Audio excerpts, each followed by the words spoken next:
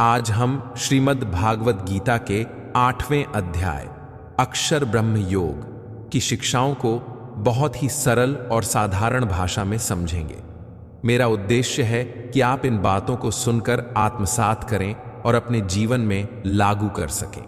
भागवत गीता का 8वां अध्याय हमें बताता है ब्रह्म परम सत्य क्या है, आत्मा और अध्यात्म क्या होते हैं, कर्म और उसका प्रभाव कैसे होता है, मृत्यु के समय मन और स्मृति का क्या महत्व है, प्रकाश मार्ग और अंधकार मार्ग किस तरह के फल देते हैं, पुनर्जन्म, पुनरागमन और मोक्ष कब मिलता है। यह अध्याय थोड़ा गहन है, पर इसे सरल शब्दों में समझना मुश्किल नहीं, बस कुछ बातों को ध्यान से समझना होगा। अर्जुन ने कृष्ण से कई प्रश्न पूछे, जैसे ब्रह्म क्या है, अध्यात्म क्या है, कर्म का वास्तविक अर्थ क्या है, जो मनुष्य मन को संयमित कर ले वह मृत्यु के समय किस तरह भगवान को जान पाता है। श्री कृष्ण ने अर्जुन को बहुत सरल और स्पष्ट तरीके से समझाया कि ब्रह्म वह परम सत्य है जो कभी नष्ट नहीं होता, उसी का स्वभाव तत्व ही अध्यात्म है और शरीर से जुड़े क्रियाकलाप कर्म कहलाते हैं। ब्रह्म वह सर्वशक्तिमान अविनाशी सत्य है, वह चीज है जो नष्ट नहीं होती। अगर हम इसे महसूस कर लेते हैं तो हमारे अंदर स्थिरता आ जाती है। आत्मा हर जीव का नित्य, शुद्ध और स्थायी भाग। शरीर बदल सकता है पर आत्मा नहीं बदलती। अध्यात्म आत्मा का ज्ञान। जब कोई व्यक्ति अपने भीतर उस नित्य चेतना को पहचान लेता है और उसी में स्थिर हो जाता है, उसे अध्यात्म कहते हैं। कर्म शरीर और मन से होने वाली क्रियाएं जिनके परिणाम आते हैं। कर्म ही हमारे जीवन के अच्छे बुरे अनुभवों के स्रोत होते हैं। श्री कृष्ण कहते हैं, जो व्यक्ति अपने स्वभाव को, मन को आत्मा के अनुरूप कर ले वह अध्यात्म में स्थिर हो जाता है। मतलब उसने माया और इच्छा से ऊपर उठकर आत्मा की पहचान कर ली। अध्याय में एक बहुत महत्वपूर्ण बात कही गई है। जब कोई व्यक्ति अपने प्राण छोड़ने मृत्यु के समय किसे याद करता है वही उसे प्राप्त होता है। यहां सरल भाषा में समझें, अगर जीवन में आपका मन कहता रहा और आपकी श्रद्धा किसी रूप में भगवान में रही तो मृत्यु के समय वही स्मरण काम आता है। अगर जीवन बाद में भौतिकता, लोभ, भय और छोटे छोटे सुखों से भरा रहा तो मृत्यु के समय मन वही चीजें याद करेगा और उसी तरह का फल मिलेगा। इसका सरल उदाहरण, अगर आप रोज किसी प्यारे के बारे में सोचते हैं तो आपकी आखिरी सोच भी उसी के बारे में होगी। इसीलिए जीवन में चाहिए कि हम अपने मन को भगवान की ओर लगाएं ताकि अंतिम समय पर भी वही स्मृति साथ हो। श्री कृष्ण बताते हैं कि मृत्यु के बाद 2 प्रकार के रास्ते होते हैं। प्रकाश का मार्ग, देवों का मार्ग। जो लोग जीवन में ज्ञान, भक्ति और सत्य के मार्ग पर चलते हैं उनका मार्ग उज्ज्वल सत्व होता है। वे दिव्य लोक की ओर जाते हैं और वहां स्थायी सुख का अनुभव करते हैं। ये लोग वापस नश्वर संसार में लौट कर नहीं आते। अंधकार का मार्ग तिमिर लोक। जो लोग इच्छाओं, भ्रम और आत्म केंद्रितता में फंसे रहते हैं वे जन्म मरण के चक्र में घूमते रहते हैं। उनका स्थायी समाधान नहीं होता। उन्हें फिर से बंधन, रोग, बुढ़ापा और मृत्यु का सामना करना पड़ता है। सरल शब्दों में, जो लोग शुद्धता, दया, सच्ची भक्ति और आध्यात्मिक अभ्यास से जुड़े होते हैं वे प्रकाश मार्ग चुनते हैं। जो लोग लोभ, क्रोध या मोह में डूबे रहते हैं वे अंधेरे में फंसते हैं। श्री कृष्ण कहते हैं कि मन का संयम सबसे बड़ी चीज है, लेकिन मन को कैसे नियंत्रित करें, यहां कुछ सरल उपाय दिए जा रहे हैं। नियत समय पर ध्यान और प्रार्थना। रोज सुबह या शाम 10 से 15 मिनट भगवान की स्मृति करें। यह आदत धीरे धीरे मन को केंद्रित कर देती है। निष्काम कर्म, काम करो पर फल की आस से मुक्त रहो। जब हम बिना फल की इच्छा के काम करते हैं तो मन शांत रहता है। साधु संग, अच्छे लोगों से मिलो जिनमें संयम और भक्ति हो, उनका प्रभाव आप पर पड़ता है। स्वस्थ जीवन शैली, सही आहार, पर्याप्त नींद और शारीरिक व्यायाम से मन स्थिर रहता है। सकारात्मक विचारों पर ध्यान, नकारात्मकता से बचो और अपनी बातें उस ओर मोड़ो जो सच्ची खुशी दें। ये छोटे छोटे उपाय मन को धीरे धीरे आत्मा की ओर मोड़ते हैं। अर्जुन का सवाल था कि जो मनुष्य चित्त मन को संयम में ले आता है वह कैसे मृत्यु के समय भगवान को जान पाता है। इसका उत्तर सरल है।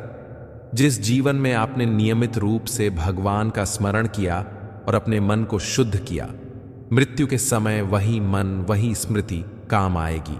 इसलिए जो व्यक्ति अपने चित्त को संयम में रखकर निष्काम कर्म और भक्ति करता है, उसकी अंत समय की स्मृति भगवान के साथ जुड़ जाती है। यही वजह है कि उसे मोक्ष, मुक्ति की प्राप्ति होती है। यानी अभ्यास, रियाज से जिंदगी का अंत कैसे होगा, इसका परिणाम पहले से ही तय होता है। गीता में बताया गया है कि जन्म मरण का चक्र तभी खत्म होता है जब आत्मा अपने वास्तविक स्वरूप ब्रह्म को जान लेती है। पुनर्जन्म किसे कहते हैं? जब आत्मा अपने पिछले कर्मों के परिणाम के कारण एक नए शरीर में आती है, उसे पुनर्जन्म कहते हैं।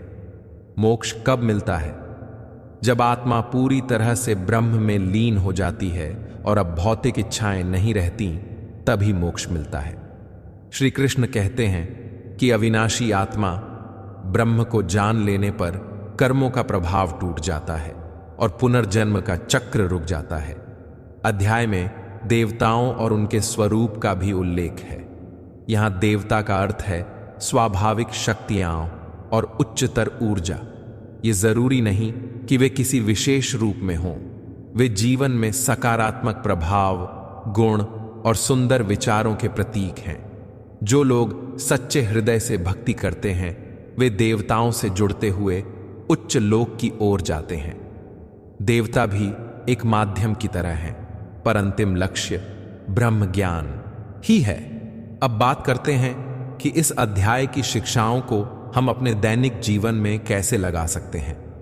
हर काम को ईश्वर समर्पित कर देना, चाहे घर का काम हो या नौकरी, उसे ईश्वर को समर्पित कर दीजिए।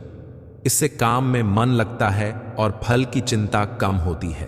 अंत समय की तैयारी रोज करें। इसका मतलब यह नहीं कि हम मरने के लिए तैयार रहें, बल्कि यह कि रोज छोटी छोटी बातों में भगवान की स्मृति रखें, ताकि अंत समय पर भी वही स्मृति रहे। छोटी छोटी भलाइयां करना, मदद करना, सच्चाई बोलना, दया दिखाना, ये सब हमारे मन को साफ करते हैं और प्रकाश मार्ग की ओर ले जाते हैं। आत्मनिरीक्षण, सेल्फ रिफ्लेक्शन।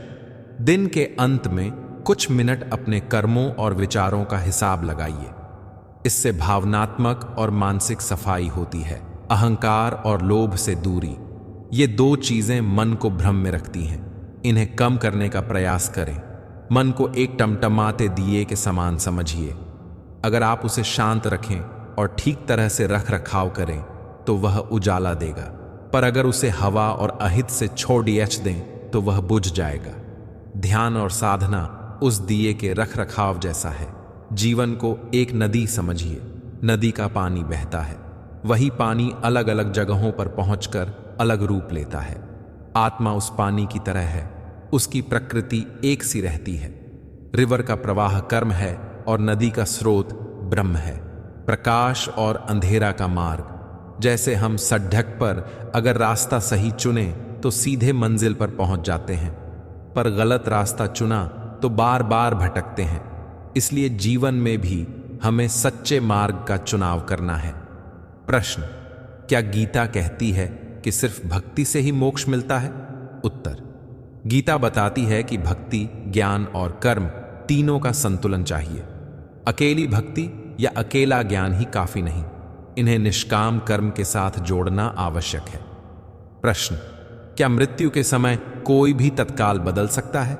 उत्तर: जीवन का अभ्यास वही अंत समय को प्रभावित करता है। यदि किसी ने जीवन भर नियमित अभ्यास किया है तो अंत समय पर उसका लाभ मिलता है। अचानक सिर्फ अंतिम क्षण पर बदलाव संभव है, पर वह टिकाऊ नहीं होता। प्रश्न: क्या देवस्थलों पर जाना जरूरी है? उत्तर: मंदिर या देवस्थान एक सहायक माध्यम है, पर मुख्य बात मन का स्थिर होना है। ध्यान और भक्ति घर पर भी साधी जा सकती है। ब्रह्म अविनाशी है, उसे जानना जीवन का परम लक्ष्य है। मन की स्मृति अंतिम समय में निर्णायक होती है, इसलिए जीवन में मन को शुद्ध रखना आवश्यक है। निष्काम कर्म और भक्ति से मन शांत होता है और यही मन मोक्ष के लिए मार्ग प्रशस्त करता है। दो मार्ग हैं, प्रकाश और अंधकार। अपने कर्म और विचार से हम तय करते हैं कि किस मार्ग पर चलना है। रोजाना अभ्यास और सच्चा जीवन हमें अंततः मोक्ष की ओर ले जाते हैं। मित्रों, भागवत गीता का 8वां अध्याय हमें यह सिखाता है कि आत्मज्ञान और मन की शुद्धता से बड़ा कोई धन नहीं। जिंदगी के हर काम में भगवान की स्मृति और निष्काम सेवा को स्थान दीजिए। रोज थोड़ा थोड़ा अभ्यास करें और देखिए कैसे जीवन में स्थिरता, शांति और स्पष्टता आती है। भगवान कहते हैं कि मैं ही सब यज्ञों का स्वामी हूं, यानी जो भी भक्ति, तप, कर्म या साधना होती है उसका उद्देश्य और फल मैं तय करता हूं। जीवन के छोटे छोटे कर्म और बड़े बड़े यज्ञ, सबका निर्णय परमात्मा के हाथ में है। इसलिए अपनी बुद्धि और मन को उनसे जोड़ना चाहिए जो सच्चे मार्ग पर ले जाए।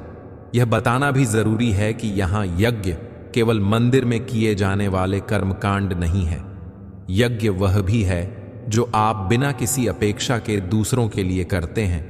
अपनी निष्ठा से किया हुआ कर्म और नियंत्रित मन की साधना।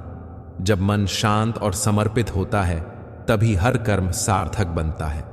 भगवान कहते हैं, जो मनुष्य शरीर छोड़ते समय मेरा ही स्मरण करता है वह निश्चित रूप से मेरे पास आ जाता है। इसका तात्पर्य यह नहीं कि आप जीवन भर कहीं किसी से छुपकर पवित्र कौन सा अभ्यास कर लो और अंत समय पर भगवान याद कर लो। असल बात यह है कि अंत में जो याद आता है वह आपका सच्चा अभ्यास होता है। हम जीवन भर अनेक विचारों का अभ्यास करते हैं, डर, लालच, कोई रिश्ता, काम धाम या परमात्मा का स्मरण। मौत के समय वह विचार मन में स्वाभाविक रूप से आता है जिसे हम जीवन भर बार बार सोचते रहे। इसलिए आखिर के पलों के लिए छुट्टी लेकर भगवान को याद करना काम नहीं करेगा। तुम्हारे जीवन का समूचा प्रवाह यह तय करता है कि अंत में तुम किसे याद करोगे।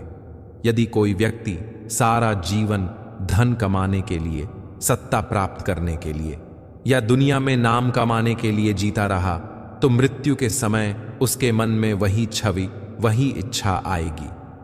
पर यदि कोई व्यक्ति सारा जीवन परमेश्वर के स्मरण, भक्ति और सच्चे कर्मों में लगा रहा तो अंत समय उसके मन में वही स्मृति स्वाभाविक रूप से आएगी और वह परम पद को प्राप्त करेगा। भगवान अर्जुन से कहते हैं, आत्मा को शुद्ध करने के लिए निरंतर मेरा चिंतन करना और साथ साथ अपने धर्म या कर्तव्य का पालन करना। यहां युद्ध शब्द केवल लड़ाई नहीं बल्कि जीवन के हर मैदान में अपने कर्तव्य का पालन करने का संकेत है।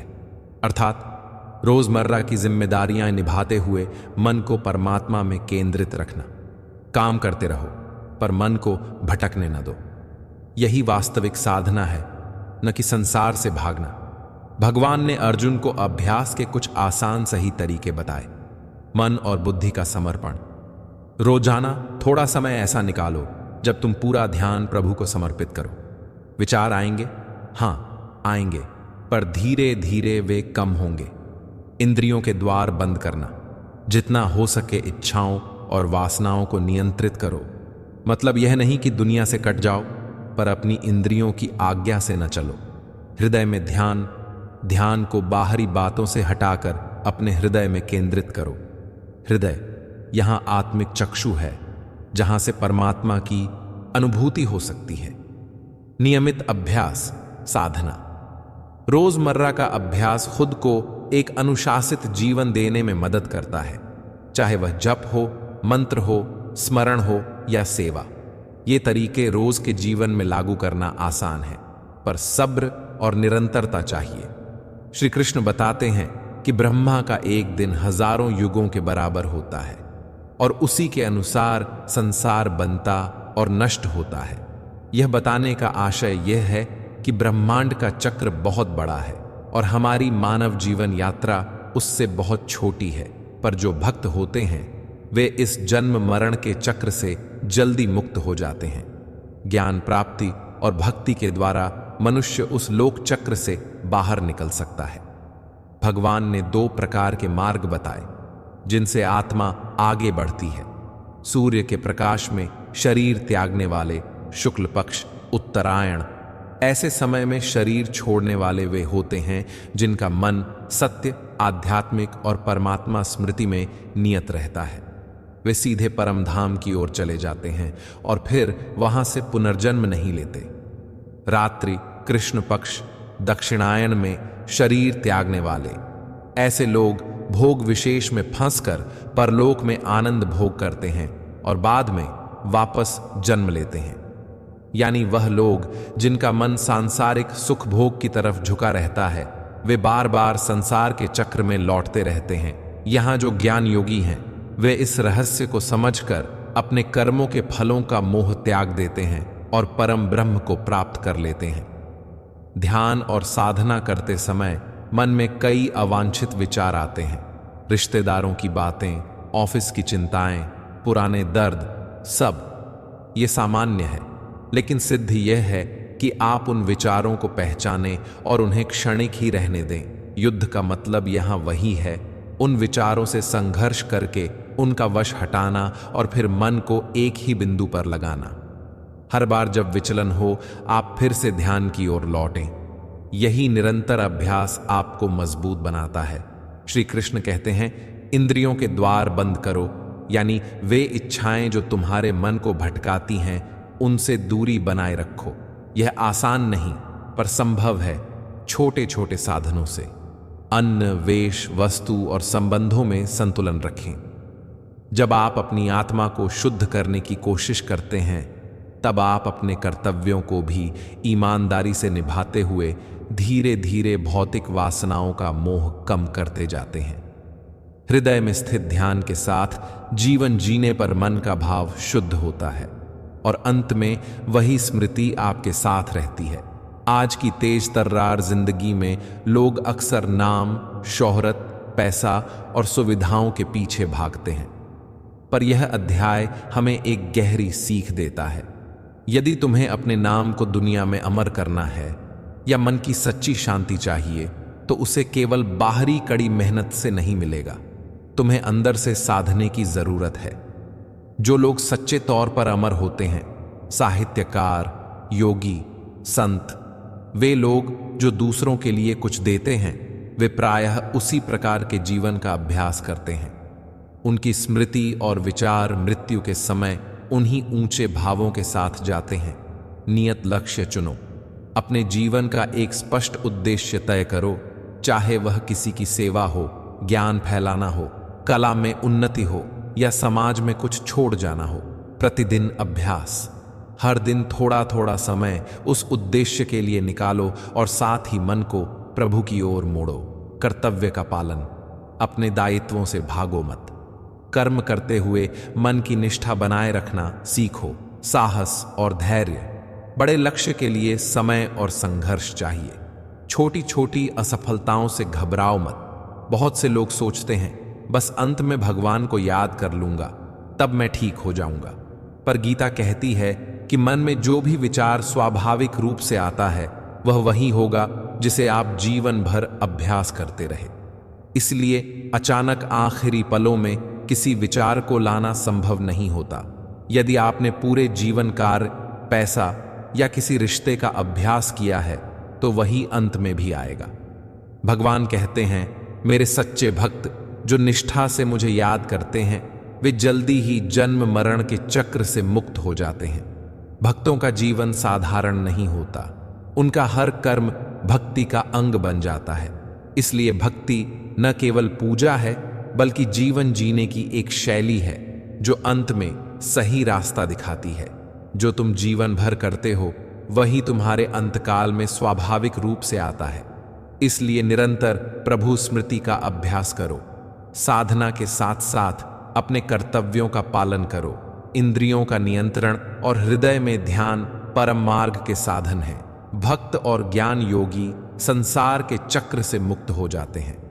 प्रतिदिन थोड़ा समय प्रभु स्मृति के लिए निकालो। 10 से 20 मिनट से शुरू करो। काम के दौरान भी मन को बीच बीच में प्रभु की ओर मोड़ो। एक छोटा जप, मंत्र या सांस्कृतिक गीत कान में रखो। खाने पीने, देखभाल और रिश्तों में संतुलन रखो। अत्यधिक आसक्ति मत पालो। जब भी विचलन आए, खुद को कोसने के बजाय प्रेम से वापस ध्यान की ओर लाओ। अपने जीवन का उद्देश्य लिख लो और हर महीने उसकी प्रगति जांचो। दोस्तों, यह जीवन बहुत छोटा है पर अवसर बहुत बड़े हैं। यदि आप चाहते हो कि आपका जीवन अर्थपूर्ण हो और आपके जाने के बाद भी एक शांति और प्रकाश रहे, तो जीवन में साधनाओं को प्राथमिकता दो। मौत के समय जो स्मृति आपके मन में होगी, वही आपकी असल पहचान तय करेगी। इसलिए आज से ही अपने मन का प्रशिक्षण करो। हर दिन थोड़ा थोड़ा प्रभु का स्मरण करो और साथ ही अपने धर्म का पालन करते रहो। अगर आप ऐसा करते हो तो निश्चय ही वह समय आने पर तुम्हें परम शांति और परम धाम प्राप्त होगी। दोस्तों, आशा है आपको भागवत गीता के 8वें अध्याय की यह सरल व्याख्या समझ आई होगी। आप बताइए कि इस अध्याय से आपने क्या महसूस किया और क्या सीख मिली। नीचे कमेंट में जरूर लिखिए। अगर कहीं मेरी व्याख्या में कोई गलती रह गई हो तो कृपया बताकर क्षमा कर दें। आइए मिलकर साधना करें, अपना मन शुद्ध करें और अपने कर्तव्यों का पालन करते हुए जीवन को सच्चे अर्थ में जीना सीखें। तब तक के लिए अपना ध्यान रखें, स्वस्थ रहे और प्रसन्न रहें। जय श्री राधे। राधे राधे।